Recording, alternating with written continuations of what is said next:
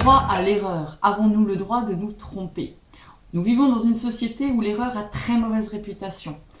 On n'a pas à être fier de nos erreurs et vaut mieux éviter de se tromper. Ma pédagogie va proposer le contraire, le droit à l'erreur. Nous avons le droit de nous tromper. Pourquoi?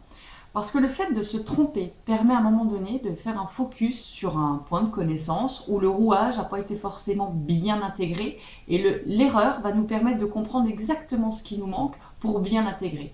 Et cette erreur va nous permettre aussi d'évacuer la chance, le hasard d'avoir donné la bonne réponse ou d'avoir donné la bonne solution.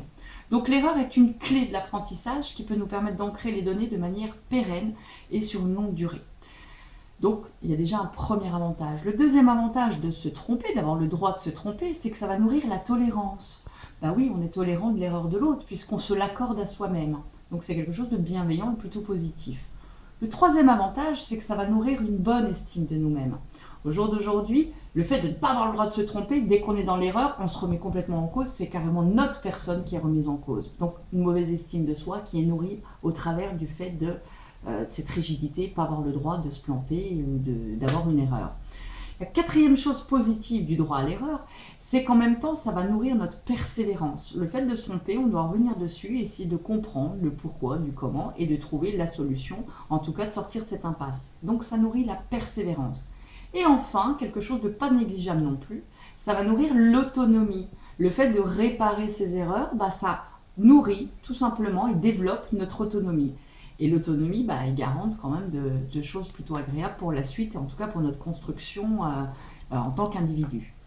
Donc, vous voyez finalement, le fait de se tromper, d'avoir le droit de se tromper, apporte énormément de choses et plutôt positives. Donc moi, je vous invite à essayer, en tout cas psychologiquement, seul avec vous-même, de vous donner et d'enlever cette pression qui vous empêche les erreurs et qui finalement vous plonge dedans parce que la pression limite tout votre potentiel, et de voir qu'effectivement, on n'est pas quelqu'un de moins bien si on s'est trompé, mais qu'on peut même devenir meilleur à travers ses erreurs. Je vous invite à consulter ou à télécharger le PDF qui est en bas de cette vidéo, qui justement reprend 2-3 anecdotes sur des personnages très célèbres qui ont fait de l'échec un premier stade, un premier step pour la connaissance, et qui encourage en tout cas d'aller d'échec en échec avec un enthousiasme toujours croissant de manière à grandir. N'hésitez pas à partager, surtout si vous connaissez quelqu'un de très stressé qui a toujours peur de se manquer, ça lui fera un grand bien de s'accorder ce droit-là. Diffusez, likez, commentez et je suis ouverte à tous vos commentaires avec plaisir. À très bientôt pour une autre astuce.